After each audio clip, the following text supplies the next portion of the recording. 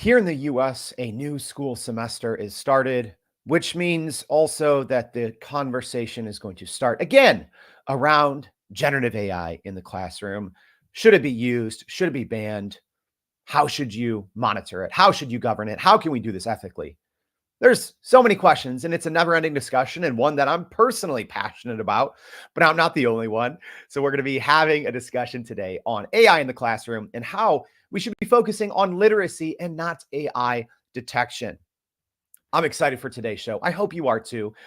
So, if you're joining us on the live stream, thank you for joining us. Please make sure to get your questions in.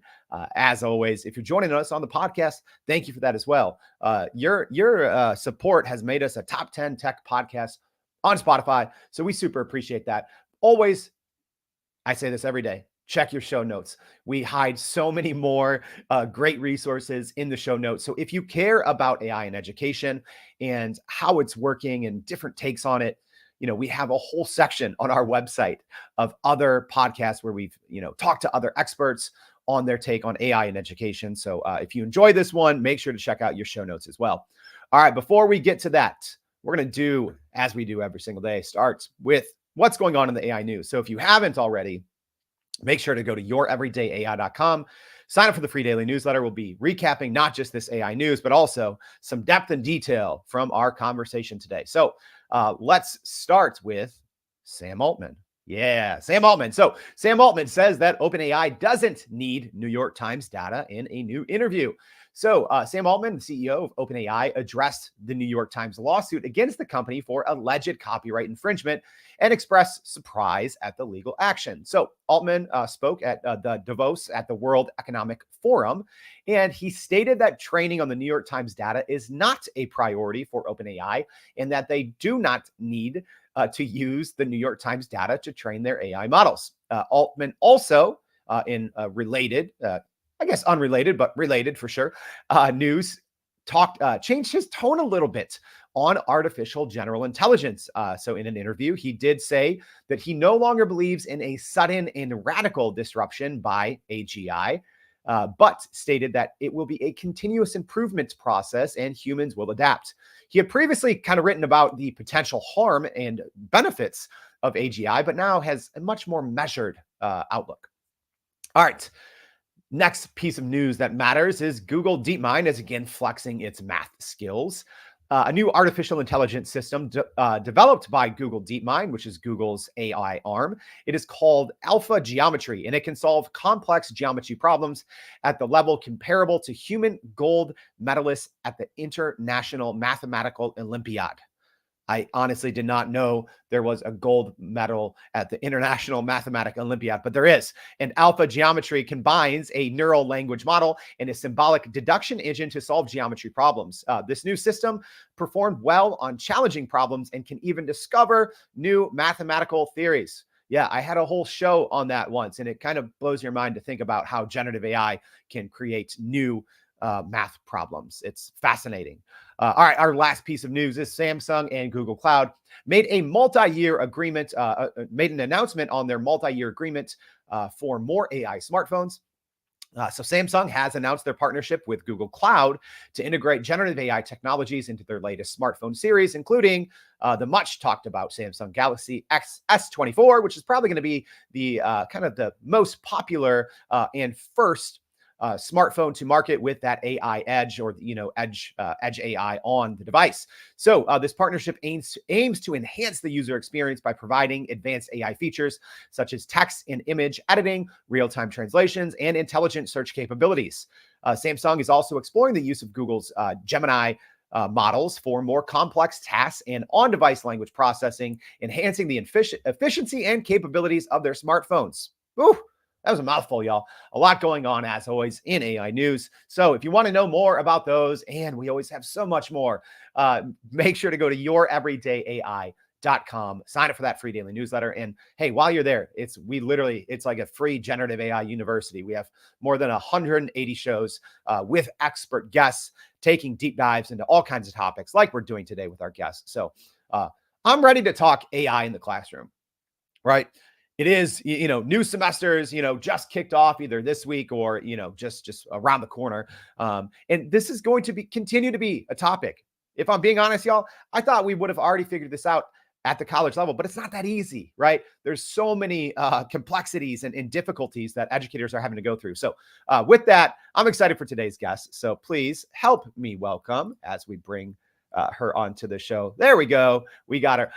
Laura Dumin. Laura Dumin is the professor of English and technical writing at the University of Central Oklahoma. Laura, thank you so much for joining the show. It's good to be here.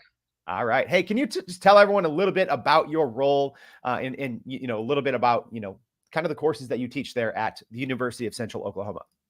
Sure. I have a lot of different roles, but the one that kind of matters today is that I am the AI coordinator for our university, which means that I work with a group of people to make sure that if there are issues happening, we have a chance to address them. If there are educational opportunities for faculty or staff or students, I can help put those together, or I can be there to help moderate, or whatever's needed for that. And with my students right now, I'm actually back in the first year English composition classroom. I'm very excited about that. And I am also working with graduate students. So I teach a range of intro to English and then technical writing courses, as well as a few graduate classes. All over the place, all over the All over place. the I love place. that. Yeah. And, hey, if you're joining us live, like Tara, who says she's excited for the conversation, thanks for tuning in. Make sure to get your questions in now. If you have any questions about how AI is used or should be used or shouldn't be used, love to hear your comments, feedbacks, and questions. So let's just start at the top, maybe, Laura. And at least at your university, help us understand, like, how is generative AI being viewed right now? Sure. I think at our university, and probably most universities, you've got some faculty who are really on board. You've got some faculty who are kind of in the middle. And then you've got faculty who haven't quite gotten on board yet for whatever reason. And I think that spectrum makes it both difficult and also a really rich space for us to engage with each other, because there are some really great conversations that are happening. There are faculty who aren't on board yet, but who have really good reasons for it. And so those conversations can get really rich. But I think, as we see that spectrum, it also can make it difficult for students because they don't necessarily know what is allowed in each class, because, professors can do whatever they want to with AI. So, my big thing is, let's get guidelines in place, have a syllabus statement of some kind that talks about AI, have guidelines on your assignment sheets so that students know what's allowed or disallowed in the class. And that way they're less likely to accidentally step across the line into academic misconduct. And hopefully they're also less likely to purposely step across the line into academic misconduct. Yeah, not that students would ever try to always be one step ahead of the teachers and the rules, right? That's never a thing. Never. I'm curious, Laura, because like what you said there, to some it might sound so simple, right? Get guidelines on AI, but I'd imagine that it is multifaceted and not very easy. Can you even talk a little bit about the challenges and maybe not just specifically about at the University of Central Oklahoma, but what are the challenges of getting guidelines on generative AI usage in higher education? Sure. I will take one of my assignment sheets as an example. So, in a Comp 1 class, this is a space where students are usually learning how to write at the college level. They're learning to find their voice. They might be learning to do a little bit of research and do good citation. Some faculty feel like brainstorming and drafting have to be done by human, possibly by hand. And other faculty don't see that as such an issue. So as you're thinking about putting guidelines together, they might even be very different across classes. It and the same class, just instructors. And it can also be one of those things where if you haven't had a chance to play around and experiment with the different AI programs, maybe you don't know what they can and can't do, which also makes it hard for you to know what your students should or shouldn't do. Mm. So for a lot of us, it takes time and real thought to go back to, what do I actually want my students to come away from this assignment with? Okay, so how might AI augment some of that? How might we need to have human only moments? And so it's not just as simple as saying, yes, you can use AI, no, you can't use AI. It's really sitting down and think about, so for my assignment, we've got topics, so brainstorming, rough draft, peer review, final draft, and then a reflective memo on the writing process. And AI fits into those spaces for me in different ways. So each piece of the assignment sheet has AI guidelines for how students can or can't use it in that moment. And, again, that's not something that you just sit down and draft in 3 minutes. That's, maybe a day long or a week long process to really think about each assignment sheet. Yeah, and I'm curious because what Alfonso is saying here is with the speed of change, sure, policy can be difficult. How much does that complicate things? Because as a daily podcast that covers generative AI, we can barely keep up with all these big advancements, new models, new capabilities. Whether we're talking the text to text of the Chat GPT and Google Bard world, or the Mid Journey DALL-E, like how difficult is the speed of generative AI technology? How difficult is that for the education system to try to continually create policies that are both effective, ethical, but also that empower students? Yeah, I think as much as possible, if institutions and instructors can come up with somewhat future proof guidelines. So instead of saying we're going to use ChatGPT at this time in this way, we say, all right, so with large language models, we might do this, we could do this, check with your instructor, number one. And then number two, as instructors, I think we need to be willing to put in the time throughout the semester to update our guidelines if we need to. Right now, mine are pretty wide in that I say, brainstorming if it makes sense for you to do so with transparency. So everything is with transparency. I want to know which program my students used, how they used it, if they liked it, did they get what they wanted out of it? And then we do AI literacy throughout the semester. And it's not always big things. Sometimes it's just, hey, this new program came out. Look what it can do. Let's play with ChatGPT and see what it says. Let's compare it to Claude, those kinds of things. So for me, it's that having that constant curiosity to see what's going on. But I also realize that's exhausting for a lot of instructors. So I think if we can just find some high level things, Mm. like, I don't want you using AI for the problem set on this assignment. We'll check it, in 3 weeks and see what AI is doing at that time. Like with just yesterday with the math one that you were talking about, that was brand new. We didn't know it could do that. Yeah, yeah, it literally just developing, new capabilities day by day. So yeah, Yeah, it's the policy side is understandably difficult.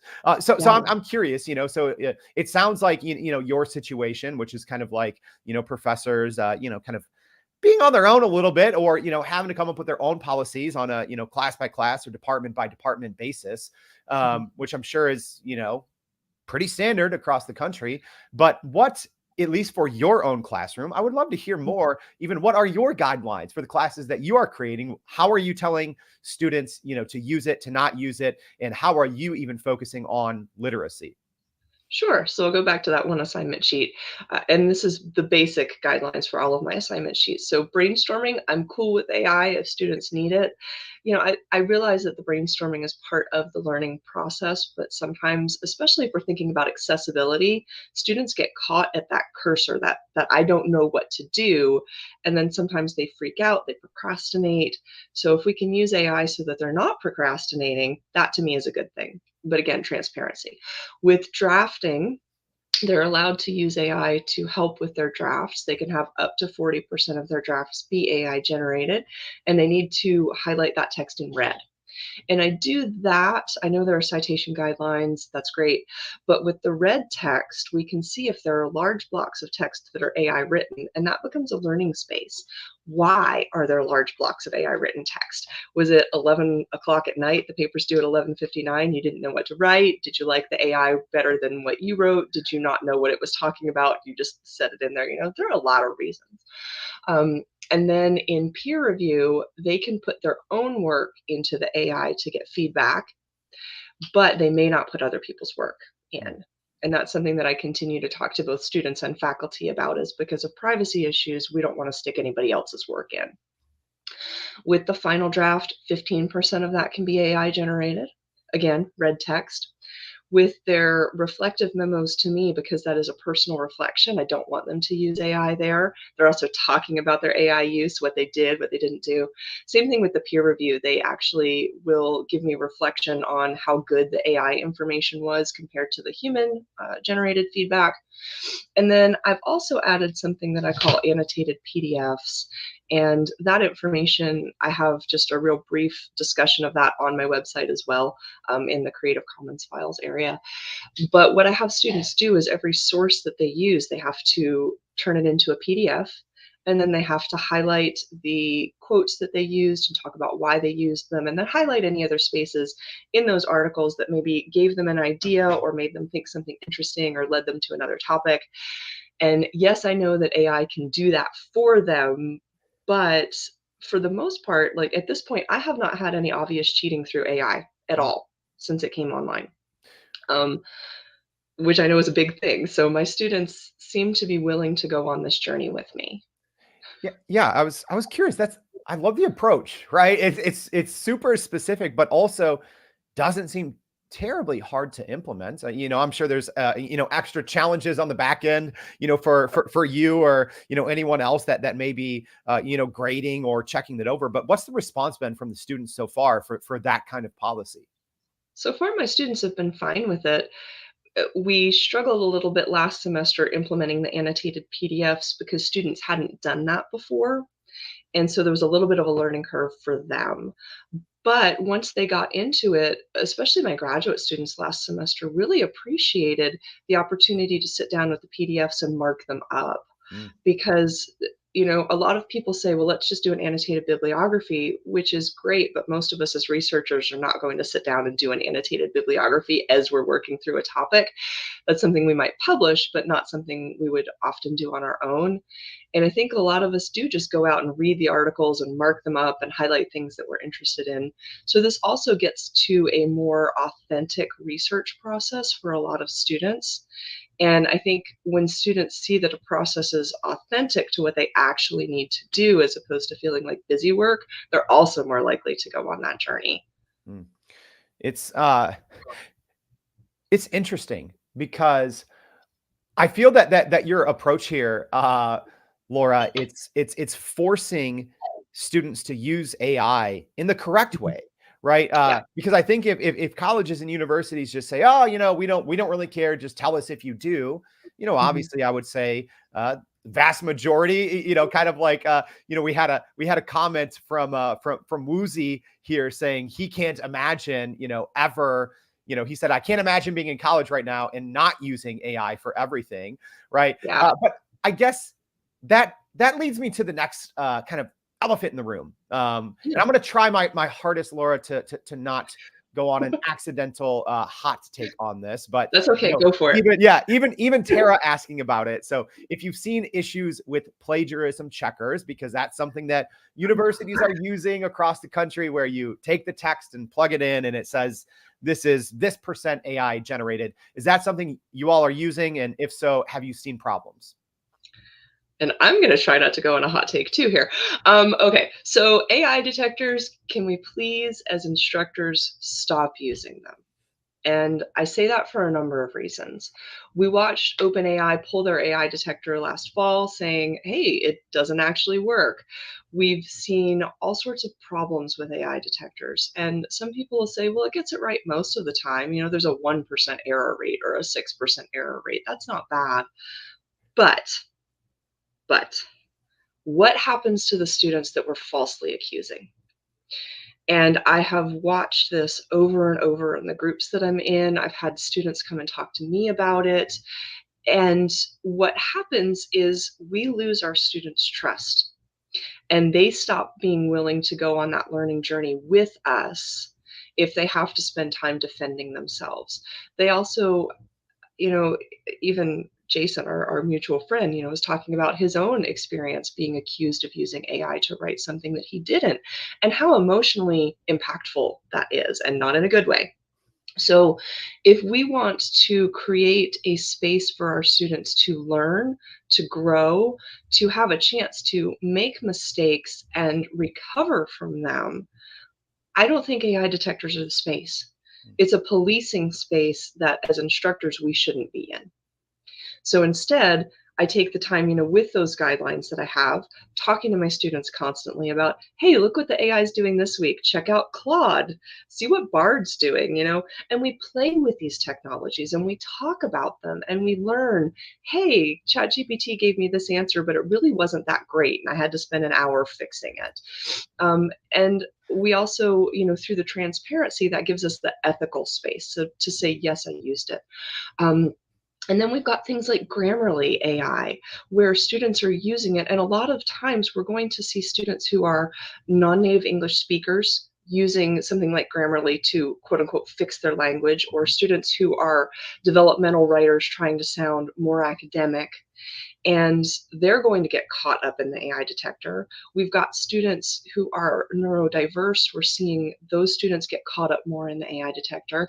And of course, as more information gets fed into the AI programs, more of what we write on our own is going to get flagged as AI because it's going to say, oh, I saw another person write like this, therefore I'm going to flag it. So if we can just move away from the idea of policing and spend time, and again, I know we're exhausted, I get that, but we have to spend time creating spaces in our classrooms where our students learn how to use the AI ethically and effectively and are willing to tell us where they've used it. You said it perfectly. I'm gonna try to only follow up with facts. Yeah. So even OpenAI's detector, they did shut it down because it was 26% accurate in testing. So yeah, you're more likely to just flip a coin or to have a cat walk and choose between two boxes than using Right? any AI detector out there. They are fake. They don't work. All right, that's enough. I got it out of my system. So Okay. let's yeah. Whew, that was good. I was hoping we didn't accidentally go 30 minutes on that one. So with that in mind, Laura, because not everyone is going to have your very calculated, multi-tiered, well thought out approach to implementing AI in the classroom. So just as a whole, how can other university instructors, prepare students, right? Because that's the other thing I talk about all the time. Gen AI skills are the most in demand, skills out there right now, but so many universities aren't doing anything about it. So how do universities find that balance, especially when it is all so new, so fresh? Yeah. Again, I think instructors have to be out there experimenting with the AI in their field and knowing what can and can't happen. I think it's helpful if they are able to talk to actual practitioners in their field. So, what's going on in nursing right now with AI? What's going on in dietetics? What's going on in history? Right. And so, we're out there talking to people and saying, okay, what skills do our students need? How can we implement them? And just taking that time, and I know, like, I keep coming back to that, but we really have to take the time to figure out what our students are going to do with it. And if it can solve math problems, and we're looking at the possibility of AI being able to reason. People are questioning right now if it can reason, and with GPT-5 people are saying, yeah, that next leap is going to be reasoning. So what skills do our students need to thrive in this space? And then we can just focus on those. So, I teach technical writing, and I want my students to be able to show that they still have value when AI can write most things.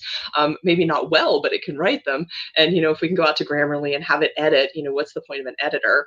If you've ever even used Word and you've gone, what is that suggestion? And why does it think that this verb should be that, right? You know that these programs don't always get things right. So helping students to understand where their value lies and helping students to learn how to learn about the AI programs. So yeah, I'm going to talk about, 4 major large language models, but I want students to know how to go out and find other programs and learn how to use them as benefits them in their work so that they can again show value. Hmm. So that's kind of my approach, is that instructors need to figure out what makes value for their students. Yeah, it's great advice. Two-part question here. We'll tackle it one at a time. So, Yeah. Monica asking, what are there specific AI courses right now being taught at your university? Sadly, no, not really. Not that I know of, let me put it that way. Somebody might have one on the books that I don't know about. I did try to offer an AI and writing course for the spring, and unfortunately, it did not make. So, what I am doing is I'm just putting AI literacy into my courses. I've got other colleagues who are putting AI literacy into their courses, but no, not that I know of. Mm. And then the second part of her question is asking, what are some of the more unique pros and cons for AI in the college setting that maybe we haven't heard? Hmm, that's an interesting question. Let me think on that. I think some of the pros are that we get to be out there playing and learning at the same time as our students, which I think also might be a con, right?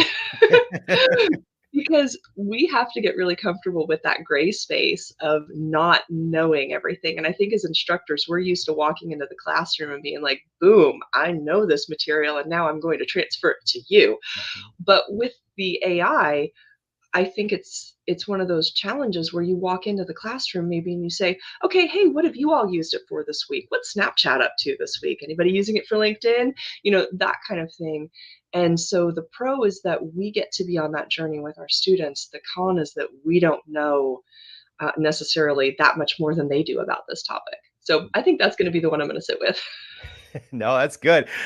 So my thought on maybe how this could be done or should be done, and I'd love to get your feedback, is I think universities should have dedicated and required courses in generative AI. My thought is it's, in the future, it's going to be just as important as, math or science or English or, business, right? That's my thought is there should be required courses in different areas of generative AI. And then hopefully those learnings should be carried, as you go into your more specialized colleges and departments. Is that a good approach? Is that feasible? Or is that just, not really, how you think it might shake out? Sadly, I'm going to disagree with you here. So for This us, is the good. We need curriculum, this on the show. It's always too much agreeing. Um, the thing about the curriculum cycle for us, and I think we may have a longer one than a lot of people do, but it's about a 2 year, 1.5 to 2 year process. So we get classes that we start putting together summer or fall of year one, then spring of year one, they go to committees, and then fall of year two, they go out to the academic affairs curriculum committee. And so then summer of year two, they're finally on the books. So it's a 2 year process. Wow. And I think right now what we are dealing with is we are dealing with the students who didn't learn how to use AI in high school because K through 12 was banning it at first, and now you've got people who are on board, but there's the concern about, well, people under 13 shouldn't be using them, and how are we going to get this into the standard curriculum in high school? So right now we've got students who don't necessarily know how to use it ethically. My guess is that that's going to shift in 3 to 5 years as high schools get on board with this, have a curriculum that they can use to implement good AI usage. So I think in about 3 to 5 years, our students are going to come to us with better ethical understandings of AI.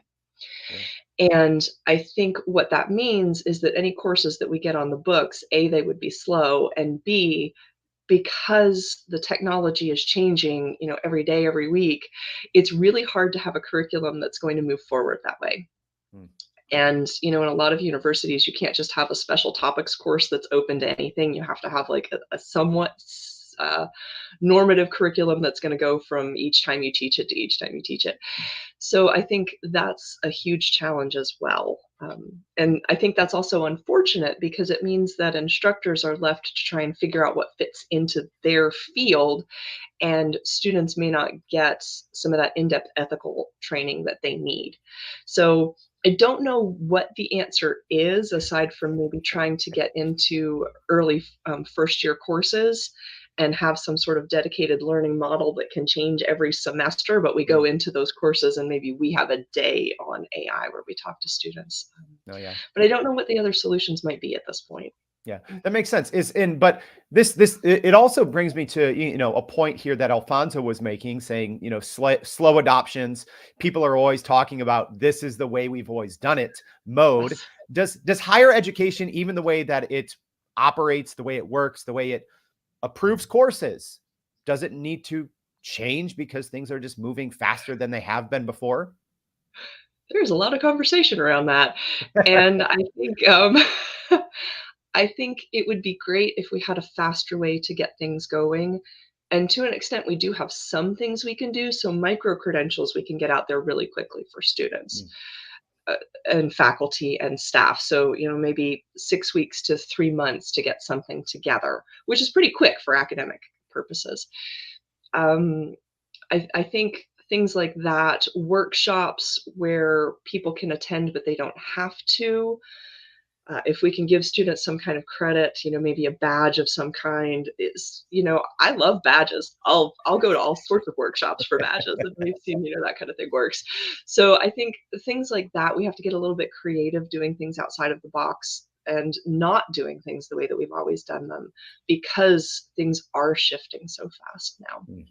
So, there's so many good questions. It's hard to stop here, Laura. So, literacy, you talked about it, right? Like it starts obviously before, higher education. It starts before college. A great question from Cecilia here asking, what are your thoughts on the best ways to use AI in the elementary and secondary education? What are your thoughts on that? Okay, so I have an 8-year-old and 11-year-old, There we go. and my 8-year-old is not really interested in AI yet, and that's great, that's fine. I think some of the learning programs that learn with your kid can be really helpful as long as they are walled gardens, they're closed off, Mm, they've been trained on the data sets, and we know they're giving the right answers, which is not what happens with large language models right now. With my older son, he has a coding class that he goes to, and sometimes he has questions that are something that the teacher can't help him with.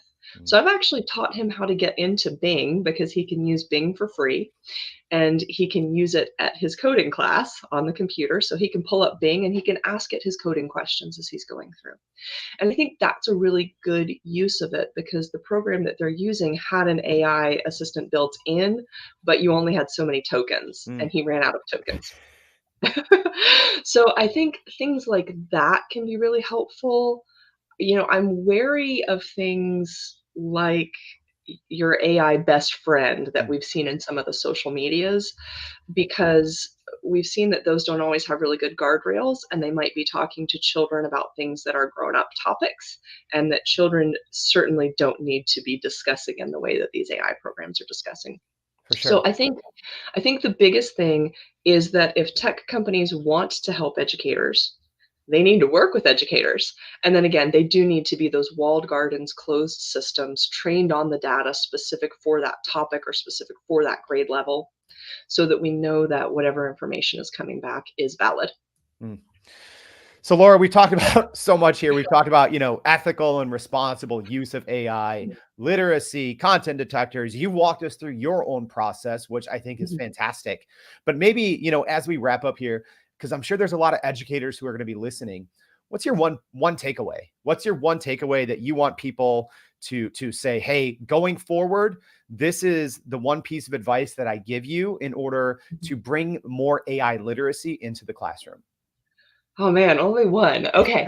Um, I think that my advice is that AI is here, whether we like it or not. Our students are going to be using it, whether we like it or not. And that means that if we want our students to use it ethically and effectively, we have to spend some time with these programs. We have to spend some time with our assignment sheets.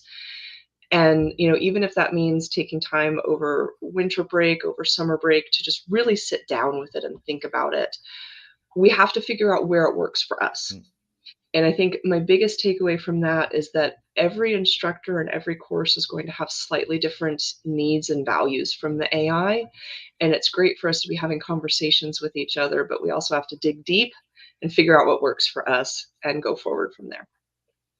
All right. Class is closed, y'all. We just got a great 30-minute education from Laura. Laura, thank you so much for coming on the AI show and sharing your insights and expertise with us. We really appreciate it. Thank you. And hey, as a reminder, we went over a lot, so make sure to go to youreverydayai.com. We're going to be recapping everything that we talked about with Laura and a lot more, sharing some other resources. So youreverydayai.com. Check it out. Sign up for the newsletter and come back. See you tomorrow and every day with more Everyday AI. Thanks, y'all.